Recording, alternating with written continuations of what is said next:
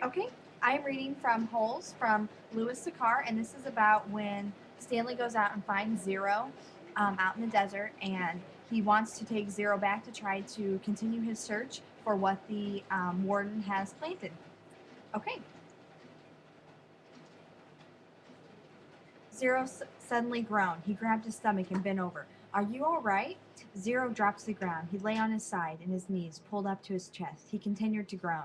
Stanley watched helplessly. He wondered if it was the slush. He looked back towards Camp Green Lake. At least he thought it was the direction of Camp Green Lake. He wasn't entirely sure. Zero stopped moaning and his body slowly unbent. I'm taking you back, said Stanley. Zero managed to sit up. He took several deep breaths. Look, I got a plan so you won't get in trouble, Stanley assured him. Remember when I found the gold tube? Remember I gave it to X-Ray and the warden went crazy making us dig where she thought X-Ray found it? I think if I tell the warden where I really found it, I think she'll let us off. I'm not going back, said Zero. You've got nowhere else to go, said Stanley. Zero said nothing. You'll die out here.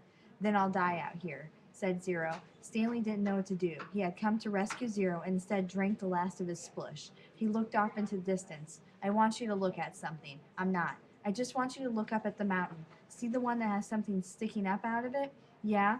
What does it look like to you? Does it look like anything? Zero said nothing. But as he studied the mountain, his right hand slowly formed into a fist. He raised his thumb. His eyes went from the mountain to his hand, and then back to the mountain.